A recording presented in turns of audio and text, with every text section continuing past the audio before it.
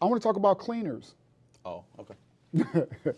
Because you just can't wear it, immediately off the rack when you go get, you don't know what type of lifestyle some of these people are living. You don't even know if they had roaches or whatever the case may be. You know what I mean? So how important is it to take it into the dry cleaners and get a good, cleaning done and a good press done? Would you recommend that? Yeah, you can always give it a smell test, which is I do. Just being straight up. I like.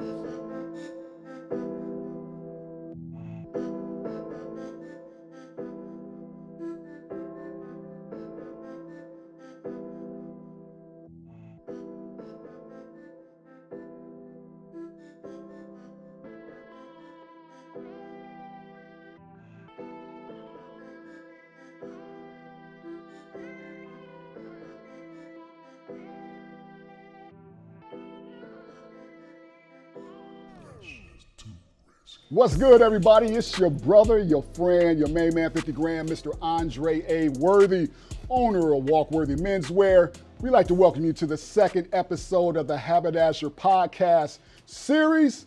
What's up, fellas? How you doing? I'm good. How's it going, man? Good. Good. What up, Hez? What's up? Slow motion, man. That's what's up. Check it out, guys. We got an exciting show on today. Before we jump into that, this next episode, I just want to say thank you to all those that have taken the time to watch the first episode where we had my main man, comedian Mike Jeter on. Again, Mike's been tearing it up. If you have not saw the show, please go out on YouTube. You can find us on Mr. Walkworthy. You can also find us on Spotify, Anchor as well. Without further ado, I want to jump up into the show. I want to introduce these brothers because these brothers are very special. One of them I've known for quite some time. The other one I just recently had an opportunity to meet. He's just like a brother to me. First and foremost, to kick it off, I got to say what's up to my dude, Hezekiah Trevino. For those that are familiar with Hezekiah Trevino, which you should, he is a musician, entrepreneur, youth advocate, influencer, and more. So I'm going to let him kind of, go into it a little bit more.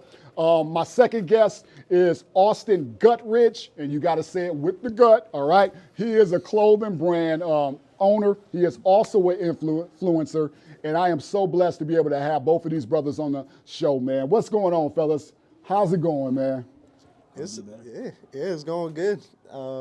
Excited to be here. You're the OG of fashion, so had to hop on with you. Man, you know what, Hez, man, I'm not even gonna start with you right now, man. Because your haberdashery is always on point as well, man. And Austin, what's going on, brother? Not much. I'm just glad to be here, man. Man, you should be glad to be here, man. For those that are not familiar with Austin, man, Austin has just dropped a clothing brand called Good Word Hoodlum. And once again, bearded and baptized, we in the studio rocking it. We got to represent my boy, you know what I'm saying? Represented it. Austin, talk to me real quick, man, about your brand, man. What made you want to jump with this brand and, just introduce it out here? There's a lot to it, but... you can give us the abbreviated version, that's fine. Abbreviated version? Yeah. I like the outcast, I like the downtrodden, and a lot of growing up, a lot of my friends, they were like that. And, I always hear something like, I can't come to God because of my past or what I've done or all that, all that jazz. We all hear it, like God doesn't like me and all that stuff. Yeah. And so my brand is kind of like, I want hope for those kind of people. That's why it's a good word, hoodlum. Okay. Like I want to illustrate the past that someone had and where God brought them. Okay. And so that way, it's kind of like a street testimony. Like you're catching the fabrics, Absolutely. and then someone's like, "Man, what's that about?" And I want to bridge that gap where it's able to bring people in who have a dark past and don't think that there's hope for them. Man, so you giving them, inspiration, you opening the conversation up and everything. I want to commend you on that, man. I think that's super fire, man. Hez, man, what's been up, bro? The band been tearing it up, man. Y'all over the place. Y'all booked. I've been seeing it already, the gigs, man. Then ministry kicking off for you, man. The influencing is kicking off, man. What's been up, man? Man, not much. Just, been super busy. I've just been that kind of, summer is probably going to get even more busy. Yeah. Just with everything coming up. I do a lot, so it's a lot to talk on, but. Yeah, I appreciate it. That's what's up, man. Shout out to your band, man. Yeah. Corzo Effect, you know what I'm saying? Yeah. Oh, and shout out to Art Space 517. 517. Yeah. That's what's up, man. See what I'm saying? I got some heavy hitters in the studio. Got to give a shout out to Risky Studios, who all, once again, without them, none of this would ever even be possible, man. We appreciate them. My boy Josh holding it down with the camera and everything. Check this out. We got a very interesting show on today. Today, we're going to talk about treasure hunting. And I know we ain't talking about the old movie in a sense, but in a sense we are. We're talking about shifting to thrifting. And I know that may kind of got you a little bit confused what exactly it means, but what we're talking about is how to ball on a budget, how to shop smarter, not harder. And we're going to talk about how it doesn't take a whole lot of money in order to look good. Can we agree, fellas? Yes. That's what's up. So for those of you that aren't familiar with thrift stores and thrifting, upon doing research, fellas, I found out that it was during the Great Depression where families couldn't afford new clothing, that they would go out and they would find ways to, obviously still provide clothing for the family, but they couldn't spend the money that they generally would charge for it. So they would look for clothing that was secondhand or passed down. And that's pretty much how we kicked into thrifting and everything, which I thought was amazing. However, how I discovered on it, man, was I found out it was the best place that you could go. If you had a couple dollars in your pocket, you can walk in there and you can find like certain treasures. I remember when I was a kid, I found a record player and you know what I mean? But the biggest find I think for me is when I found out that you can find quality clothing in thrift stores. Is that true? Yeah, I mean, I grew up, didn't have a lot of money. My parents did the best they could, but wasn't able to afford like the brand new stuff. So it was always hand-me-downs. And then, so by the time when I got old enough and I was able to like look for clothing, thrifting was like it was the thing. I remember me and Mikey, because Mikey Austin, we used to go thrifting all the time. Yeah, so you see his style, like he still has that same, we all still go thrifting. Wow. Yeah, even though now, I make enough money, on the business and stuff. Thrifting, there's just like those finds that you get that just like nobody else has. Yes, so sir. it's the spot. Man, that's fire, man. What about you, man? I also grew up poor, didn't have a lot of money, and my older brother, he would thrift. Okay. And then I would steal his thrifts. And so you were shoplifting, yeah. thrifting. Go ahead. Yeah. So I would cop all his stuff, and then for a while I didn't know where he was getting it from. I was just stealing because it was just nice. I agree. And later he told me he was getting stuff at Goodwill. He was like, all my stuff is from Goodwill. Come on. And so, he didn't go on the journey with me, but that's just kind of like, like you said, like that's where the best finds are, and that's like, I think that's where your sense of style really comes from when you start thrifting. Yeah. Because anybody can buy anything off the rack Understood. and have a sense of style, but like it takes kind of a little bit of dedication to like really like sift through stuff. And I just kind of enjoy that part of it. That's dope, man. Because I think about early on, like when I started getting into style and fashion and stuff, and really when I started getting into the church, you know what I mean? And I know obviously you would wear the the suits and everything every Sunday, and and that was the the plateau that you would try to reach for. But like you said, I was poor, man. I didn't have much money, but I wanted to at least fit in and look like I belonged as well. So I remember the first time I went out to the thrift store, man, and I got this suit jacket, and I went off purely off of just the fabric. I loved the way the fabric looked, but I had no idea that I was supposed to shop according to my size. So I wound up getting this jacket, and I'm a slim guy, and I want to say this jacket was probably a 52 regular. So I got these huge linebacker shoulders hanging off. Then the dress shirt I got, didn't realize how important it is to know your neck size. I think it was like an 18 and a half, so the neck way down here, and I got the tie hang, but I made it work. Did you guys encounter any of those problems when y'all first started out, or did y'all just knew automatically what size you needed and all of that? Well, like I said, because I was thrifting for so y'all was the same size? Yeah. When I got older, when I was like, 16, we're about around the same size. And so I kind of had an idea of what to get. I mean, like you said, like sometimes I still get stuff that was kind of baggy or like the neck was hanging down. But, I would just like cinch the tie real tight. Absolutely. Yeah.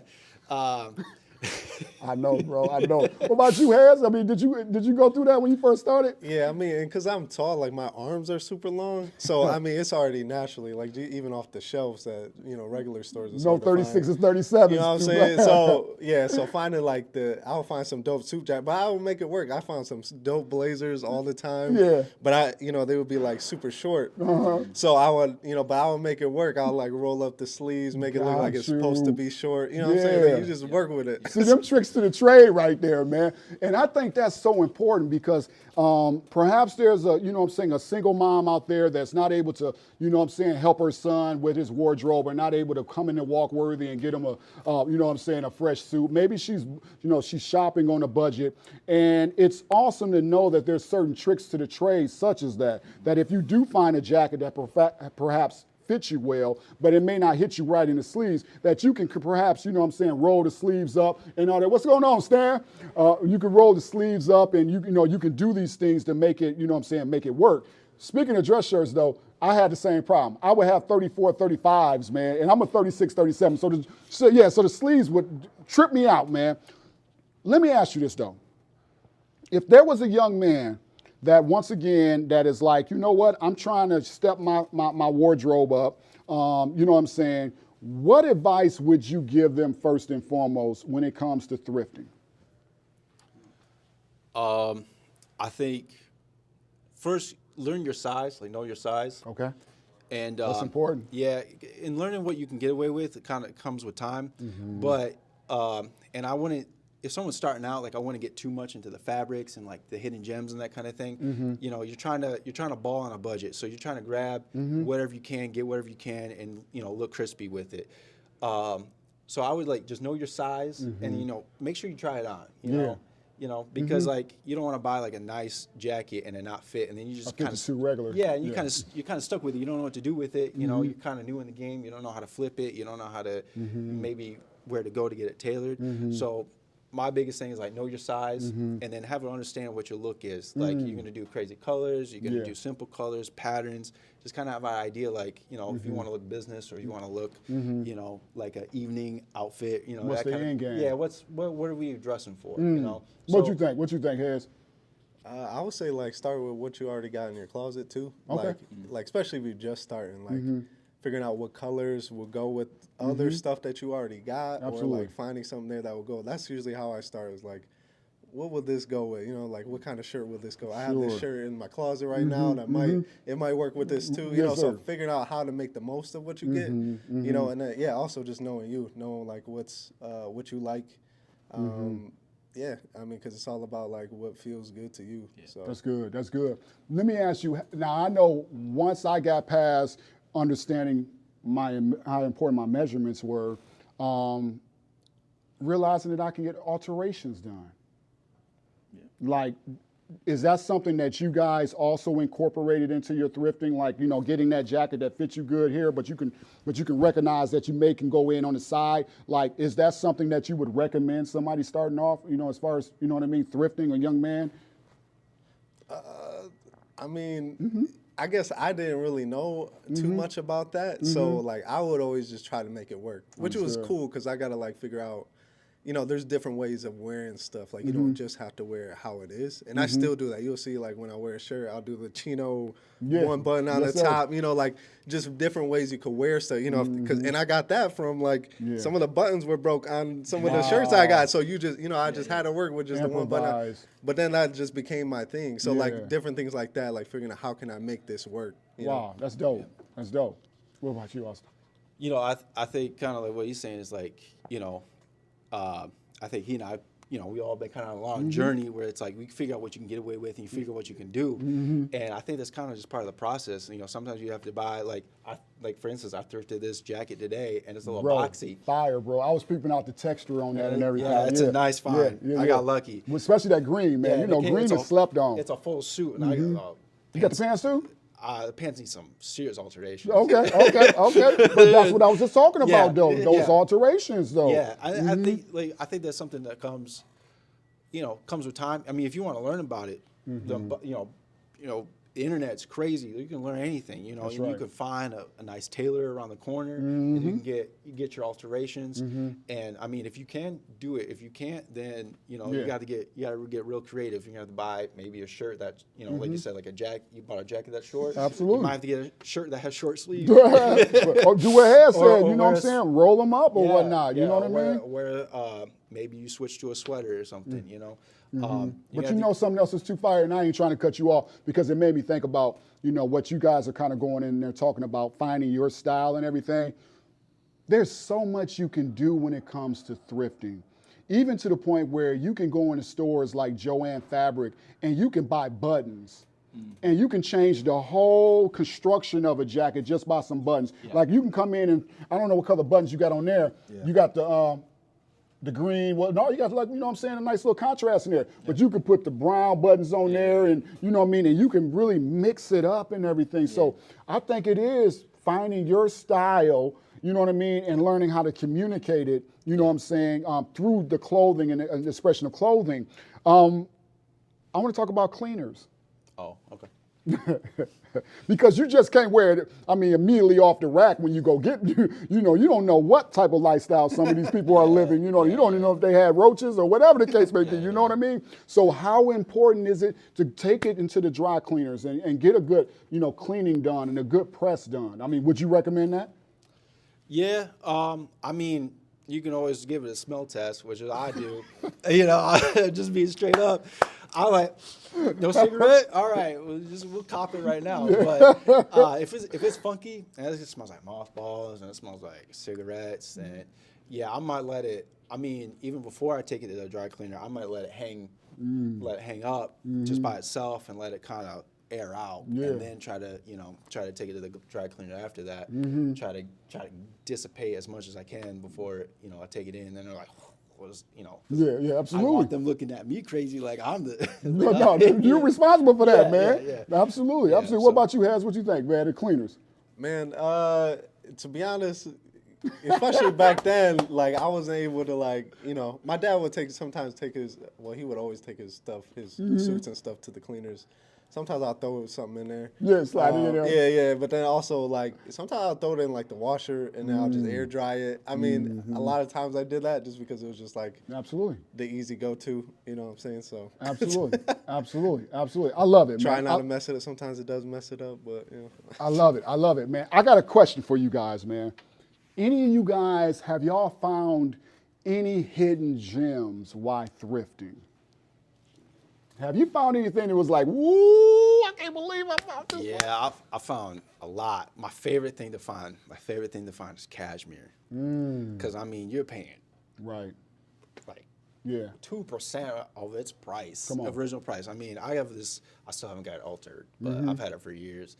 It's this camel colored blazer, and it feels so nice, and I feel so good in it. Yeah. And I got a burgundy one. I love that. And I love cashmere. And I also have this, kind of goes back to what we were talking about, is I had this, it's a green, orange, and blue plaid tweed jacket. With the cross patterns in it? Oh, I bet that sound fire. And it fit everything perfect. Short sleeves a little short, but it was kind of big in the middle. And I was like, balling on a budget. I didn't have no money. And I was like, you know what I could do? My mom sews and stuff. Absolutely. So I could just go in there. I grabbed some needle, and I went out to Joann's, bought some nice gold Joann buttons. Fabrics, guys. Yeah. I bought some nice gold buttons, and I just sewed the button on a little closer. Now it's a double-breasted. Oh, that's smooth. You said tricks in the trade, baby. Yeah, so you went from a single-breasted to a double-breasted? Yeah, because it was like floating around on me, and I was like, man, this is a crispy jacket. I got to pull this off. That's fire. And so I just turned it into a double-breasted. That's fire. And I would say that's another thing. Learning is learn different styles. Yeah. And then so if you buy something that doesn't fit your current style, you can always go back. There's hundreds of years of men dressing up, so you can always find a different style. That's make it work. That's good. That's good. What about you, Has? Oh man, all my favorite shirts are from the thrift. Like all of them. All the blazers, most of the blazers I have from the thrift still. Wow. Just because they're so unique, like it's just vintage stuff that you just. Most of the compliments I get on, if I have an outfit and I get compliments when I go out, most of the time it was thrifted because it's like, hey, where'd you get that shirt? And I'm like, from the thrift store, because people don't, that's why I love thrifting too, is just because it's so, you'll find like one of a kind stuff for real. Like nobody else is gonna have it. So I mean, my friend the other day, he had on this shirt, and I'm like, bro, where'd you get that shirt, man? And he was like, from the thrift store. I was like, dang, you're like, dang, I can't, I can't get one, but yeah, So literally all my favorite stuff. I got this dope vintage Adidas jacket from the thrift. I got like all my favorite shirts, I swear, are from Come on, bro. Like that's such, if you didn't catch this sauce that we just dropped right there, man, like honestly, man, like we need to charge y'all $9.99 for what just got dropped there. You can find some hidden gems, man, out there. I know I was talking to you guys about the Versace suit that I found, but I remember even, and my wife can attest to this, I think I was out a second time around, and I was like you, I found a cashmere top coat. Woo, I still got that baby to this day, man. And matter of fact, I need to get some alterations done on that one too, man. But I wasn't gonna let it go, but it was cashmere. I think it was like maybe $15, $20, something like that. You know what I'm saying? But again, it was one of those things that you better jump on this right now because it ain't gonna be here if you decide to think you're gonna come back and everything. So I think that's fire, man. Let me ask you guys, if somebody wanted to obviously learn more or follow up with you guys and everything, how would they go about getting in touch with you? Yeah, so I'm on Instagram, Hez Trevino. Yes, sir. Pretty simple. At Hez Trevino, that's it. Facebook, Hezekiah Trevino. I don't have too much stuff out there, so that's pretty much it. But I've been seeing the influence you've been doing, man. I mean, man, that's been pretty dope, bro. You've been very consistent with that, man. What about you, Austin? Well, I don't post that often, but my Instagram handle is my last name at 92, so that's Gutridge 92. Okay. And then also for my brand, Goodwood Hoodlum, you can find that. You can just search it, and then obviously my website. Dope, man. Well, I think we're probably looking pretty good on time right now, man. I think that's probably around that time we get to wrap it up. But before we wrap it up, man, I don't know if you've seen the last episode. I know I had the 10-question quiz from my boy Mike Jeter or whatnot. I got a little something different because I got two guests in the studio today. So what we're getting ready to do is we're getting ready to have a necktie tie-off. So in other words, meaning whichever one of these two guys can tie their tie the fastest will receive a complimentary custom dress shirt, compliments of walk-worthy menswear. So you might want to stay tuned because it's going to get real interesting. They thought about bow tie, but we're going to roll with the necktie just because, all right? So, all right. All right, but once again, guys, we thank you for tuning in. Stay tuned for the challenge, and we'll talk to you in just a moment, all right? Peace. Ladies and gentlemen, we have a great, spectacular event getting ready to take place. Welcome to the first annual Walk-Worthy Necktie Tie-Off. In the purple corner, we have Mr. Hezekiah Trevino. He holds a record of 12 ties, 0 losses. In the royal blues corner, we have Mr. Austin Gutridge. He is a southpaw coming from Jamaica, Queens.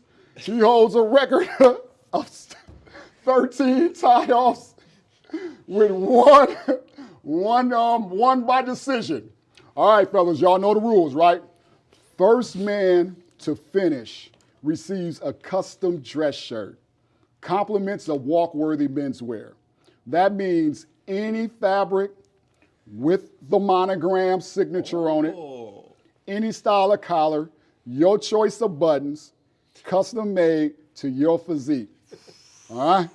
What we're going to ready to do is we're going to start our timer. I'm going to give you guys 1 minute. 1 minute. Oh, all right. All right. On your mark, get set, go. And they're off. Austin puts the royal blue necktie on. Hezekiah seems to get in the purple royalty tie. Uh-oh, looks like we hit a bit of snag right there. Austin is going through. Oh, he's getting very creative here. Looks like he's hitting them with a full Windsor. Oh my God, they're coming through. Hezekiah, what happened? Oh my God, he's going down. He's going down. All right, here we go. And stop. Hez with the full Windsor. Winner by completion, Mr. Austin Guthridge. Hez, what happened? See, I got mixed up. You thought it was a bow tie, man. Hey, guys, thank you so much for watching the show. We look forward to seeing you on the next episode. It's your boy, Andre Worthy, a.k.a. Mr. Walkworthy, Austin Guthridge, Hezekiah Trevino, the Haberdasher Podcast. We thank you so much. Take care. God bless. Peace. Audio Jungle. Audio Jungle. Audio Jungle. Audio Jungle. Audio Jungle. Audio Jungle. Audio Jungle. Audio Jungle. Audio Jungle. Man, what can I say about today's show, man? I had two amazing guests, man, two amazing brothers, man. Each one gifted in their own right. We had an opportunity to share some tidbits about how to shop on a budget, how to ball on a budget, how to shop smarter instead of harder. And again, I'm grateful for this opportunity of doing it. For a lot of times, a lot of people may think that, what it is that we do here is all about us selling our clothing and, just trying to make money, when it's so much more than that. It's really about providing resources, providing just knowledge for some young man out there that may not know quite how to tie a necktie or how to match up colors. I'm grateful for this opportunity and this platform on this show to be able to bring guests such as Hezekiah Trevino, Austin Guthridge, to come on and to once again share their experiences on how they transition from a position of not having a lot to a position of looking like they got it all. So again, thank you to everyone out there that took this time to watch the show, to share the show. We appreciate you. We're only as strong as the people that support us. We look forward to seeing you on the next edition of the Haberdasher Podcast. We'll be announcing who our guests will be. We look forward to talking to you soon. Once again, shout out Risky Studios, Hezekiah Trevino, Austin Guthridge, Good Word Hoodlum, Bearded and Baptized, Walkworthy Menswear. And shout out to all you. Take care. God bless.